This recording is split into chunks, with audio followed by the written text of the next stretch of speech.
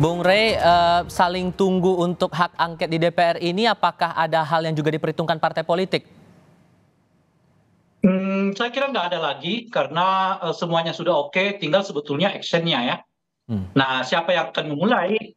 Semuanya bisa memulai karena kan persyaratannya minimal dua partai kan, minimal dua fraksi yang melakukan pengusungan dengan jumlah 25 anggota DPR kan. Itu menurut saya mudahlah didapatkan. Misalnya PDI bisa nyumbang 20 orang, mungkin satu partai yang lain nyumbang 5 orang, kan sudah ada 25 gitu.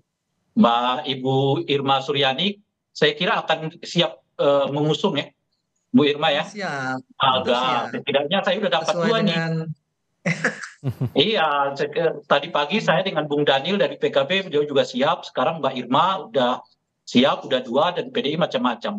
Saya kira udah tinggal tunggu tanggal 5 Maret lah, Mas. Dan dinamikanya menurut Anda ini akan mulus perjalanannya?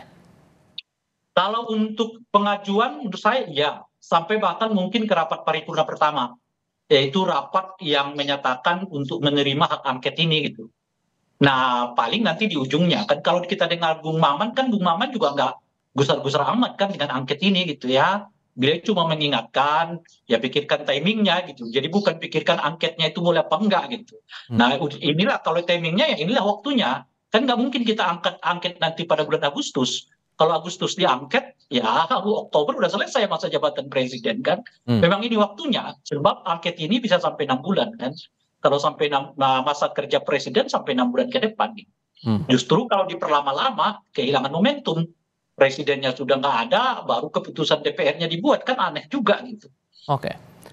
Kalau begitu Bu Irma, karena yang terakhir yang muncul juga perbincangannya, diskursusnya, kapan nih kira-kira Pak Surya Paloh akan melakukan pertemuan begitu dengan Bu Megawati? Apakah ini sudah ada penjadwalan atau rencana pertemuan begitu untuk membahas hak angket ini? terkait dengan hak angket ini, Ketua Umum kami sudah menyampaikan ke seluruh anggota Dewan di DPR untuk siap ya mendukung penuh hak angket ini.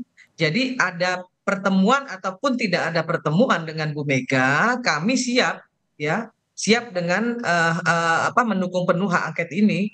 Jadi sebenarnya nggak perlu nunggu pertemuan dengan Bu Mega dulu baru kemudian kami mendukung hak angket, tidak. Hari ini pun kami sudah siap dengan seluruh kekuatan penuh untuk mendukung hak angket ini. Kenapa? Karena memang ini hak konstitusional yang memang dijamin oleh undang-undang, dan inilah yang memang harus dilakukan sesuai dengan regulasi. Jadi kenapa harus menunggu pertemuan dengan Bu Mega dan lain sebagainya? Ya tidak perlu seperti itu menurut saya. Dan topik besarnya itu dalam hak angket ini tidak hanya Pilpres tapi juga Pileg juga akan dibawa isu ini? Semua Pileg dan Pilpres itu menjadi satu kesatuan. Ya, salah satunya memang soal sirekap KPU yang memang menurut saya memang nggak benar sama sekali ya, ngawur gitu loh ya. Karena ada data-data yang harusnya sudah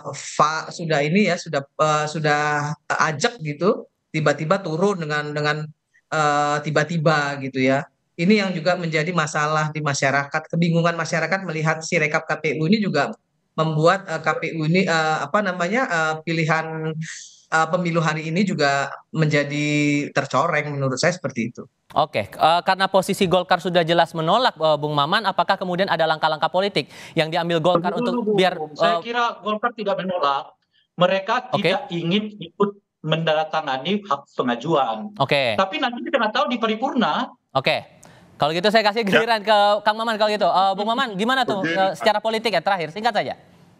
Kalau tanya ke saya, ini hak angket ini kita udah bisa baca ke ujung-ujungnya bakal kemana. Makanya tadi kami itu lebih ingin, yuk kita ini fokuslah kepada apa sih yang menjadi titik permasalahan. Proses perhitungan suara ini kan masih sedang berproses. Yang kedua, ini sebetulnya kalau ada istilah kita ini sebetulnya isu-isu hak angket ini urusan-urusan umbang-umbang aja nih kalau kata orang kampung. Apa tuh maksudnya tuh?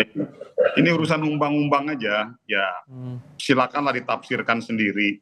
Makanya tadi kita lebih menekankan kepada jangan sampai kita malah menggeser substansi permasalahan ataupun isu atau kepentingan yang lebih besar. Ada dua hal. Yang pertama adalah bagaimana proses perhitungan ini bisa berjalan dengan lancar. Lalu yang kedua, ada kepentingan yang jauh lebih besar kalau pemilu ini selesai, stabilitas politik terjaga, tentunya akan memberikan implikasi positif terhadap stabilitas ekonomi. Pemerintah sudah mulai melanjutkan lagi agenda-agenda hal yang lainnya, agenda ekonomi, agenda sosial masyarakat, agenda pendidikan, dan kita juga meyakini loh, kalau tadi kita bicara rakyat juga lama-lama capek kali kalau misalnya diisi dengan panggung etalase kita ini dengan hal-hal yang keributan kayak begini. Yang akhirnya tidak memiliki arah gitu. Jadi jauh lebih bagus kita mempertontonkan hal-hal yang jauh lebih konstruktif kepada masyarakat. Itu saja mungkin kalau kami dari Partai Golkar. Itu artinya kan sebetulnya nasihat Bung Baman itu layak disampaikan dahulu kepada Presiden. Pak Presiden jangan terlalu banyak cawe-cawe lah, sebab terlalu banyak cawe-cawe bisa menimbulkan reaksi negatif dari publik. Akibatnya pelaksanaan pilpres kita sudah bermasalah dan jadi urusannya panjang gitu kira-kira. Baik, kita mungkin akan lanjutkan diskursus ini di pertemuan berikutnya. Bapak Ibu sekalian, terima kasih banyak sudah hadir dalam diskusi di Kompas Petang kali ini. Sehat selalu semuanya. Selamat sore. Yuk, selamat.